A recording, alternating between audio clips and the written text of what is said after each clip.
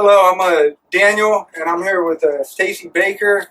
He's a superintendent of Haggin Oaks and in the maintenance department, and we're here to discuss basically a little bit about GIS, find out a little bit about different career opportunities in the golf course management department. And how's it going? It's going good, man. Yeah, nice to meet you. So what's your favorite part and most enjoyable part about working here as superintendent?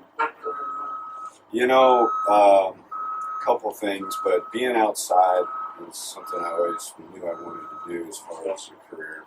So, it gives me an opportunity to spend a lot of my work hours outside in the elements, growing a crop and growing trees and growing grass is really nature. Yeah, it's really a pleasure. At the end of the day, you really get to see the fruits of your labor, so to speak, and so it's very satisfying to at the end of the season to look back at something that you created, and I think that is probably the thing I enjoy. Right. Sounds good. So as a supervisor, basically what do you see like as far as training goes? Like obviously there's different positions, different what do you call them, ranks of positions and stuff like what? There's tons of different positions. I mean, there's everything from an assistant superintendent to an equipment technician to an assistant equipment technician to an irrigation technician to just a regular golf course labor, golf course mower, cart mechanic. Then outside of my department is all sorts of from pros to restaurant staff. So right. There's tons of career opportunities at this property. Right. So which position is most closely pertaining to like looking things up on a map and maybe locating different features on the golf course?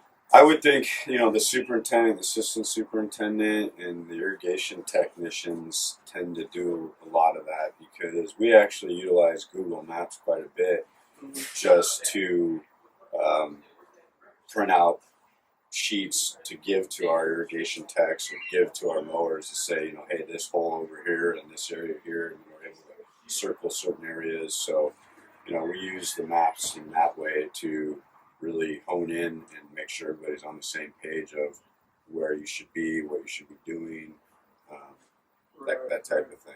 Right. Sounds good. What type of salary ranges are involved with some of those positions?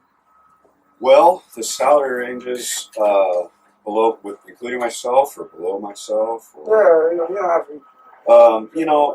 And I'm just going to speak for the industry and not so much Haggin Oaks. So that's to give you a better idea. At the highest end country clubs, some of the private country clubs, superintendent can make upwards of $150,000 a year. Right.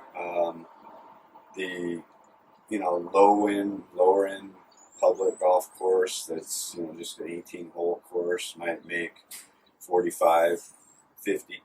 Right. And then for our staff here, our assistant superintendent makes about 45.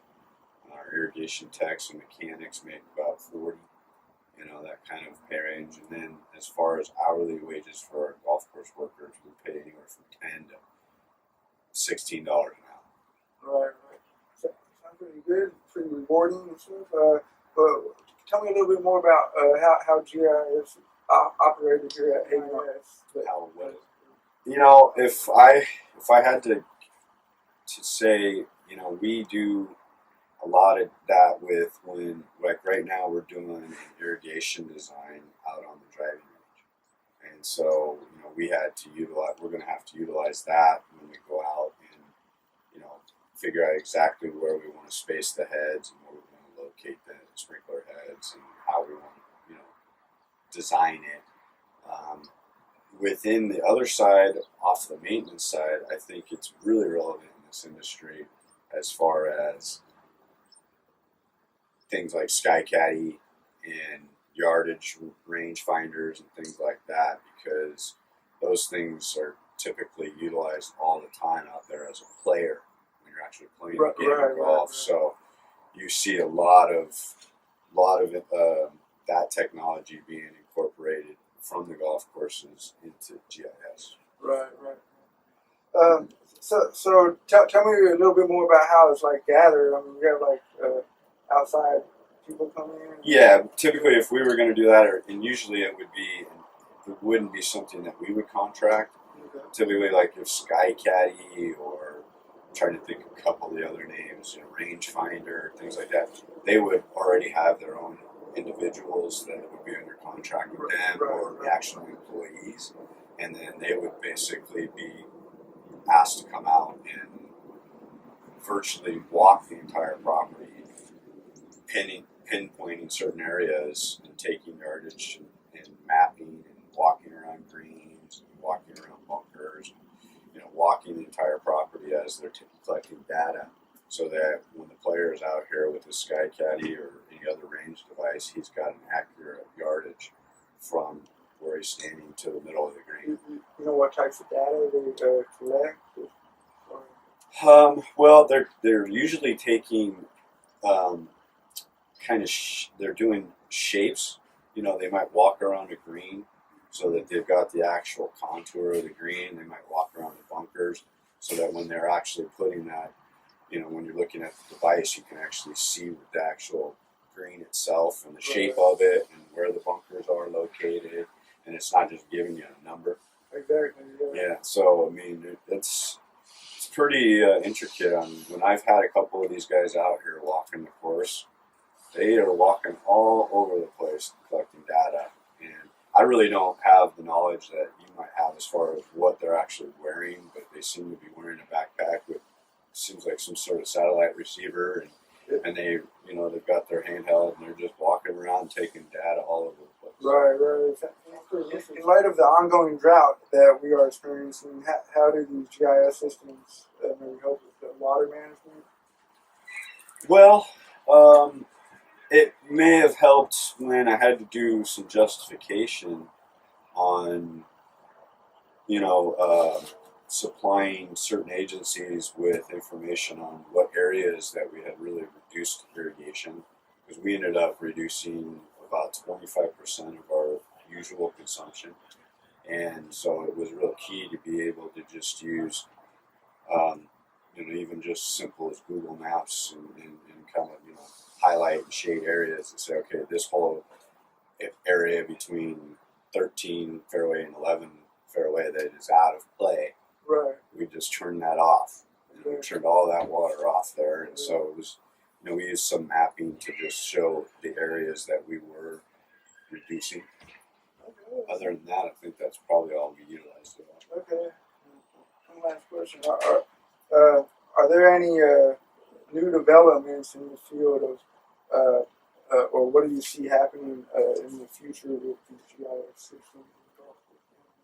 Oh boy, that's just, it's getting to be pretty interesting, because the national show last year, they've actually got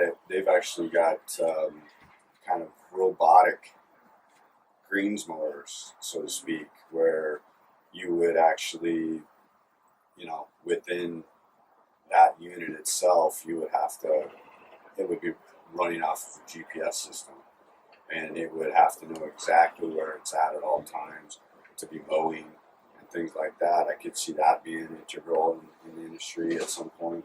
The whole irrigation and mapping part of it is really extensive, because it's really, you've got to kind of know where you're at all times with your irrigation, and so that's always going to be involved.